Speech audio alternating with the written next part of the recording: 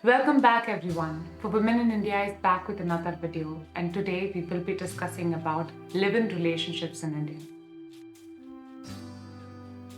Various Indian courts have made certain observations and judgments on live-in relationships that have attracted major criticism.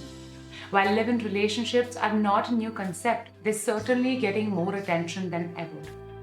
Let us first understand what a live-in relationship is. A live-in relationship can be defined as an arrangement when two people involved in a romantic and/or sexual relationship live together without marriage.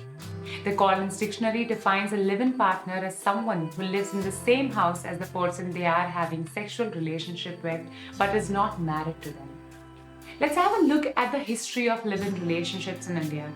In the cases prior to independence, like Andhra-Heritage case 1927, the Privy Council held that where a man and women are proved to have lived together as man and wife, the law will presume, unless the contrary be clearly proved, that they were living together in consequence of a valid marriage and not in a state of concubinage. In the case of Patri Prasad and Director of Consolidation in 1974, the Supreme Court made the observation that if a man and women have lived together for a long period, then the law will presume them to be legally married unless the contrary is proved. Let's have a look at a few recent judgments on live-in relationships in India. Last month, the Allahabad High Court has said that the live-in relationship has become a part and parcel of life and is required to be viewed through the lens of personal autonomy rather than notions of social morality.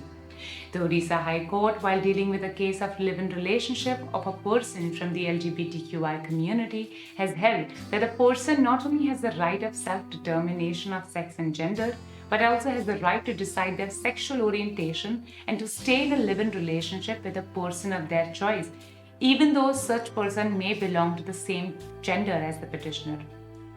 On the other hand, there have been numerous judgments of various other high courts where the court have refused to grant recognition and protection to a live-in couple. Courts have criticized such form of relationships by calling them unethical even if they are not illegal. The Punjab and Haryana High Court has gone to observe that if protection is granted to live-in couples, then the entire social fabric of the society would get disturbed.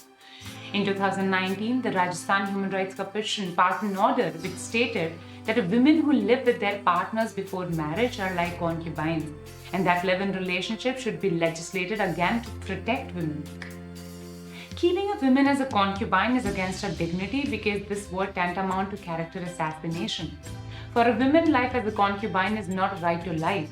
Such a woman cannot protect her fundamental rights.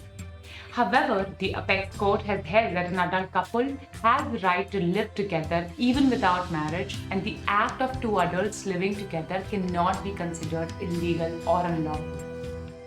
At the end of the day, we must keep in mind that there is no law that prohibits two adults in a romantic sexual relationship from living together in India. And the apex court itself has clearly held that the right to live in is a fundamental right and comes under the purview of right to life guaranteed under Article 21 of the Indian Constitution. That's it from our side. If you have any opinion, comments, suggestion, please put in the comment box below. And if you like our work, please do consider contributing on our Patreon page. The link is in the description box. Thank you.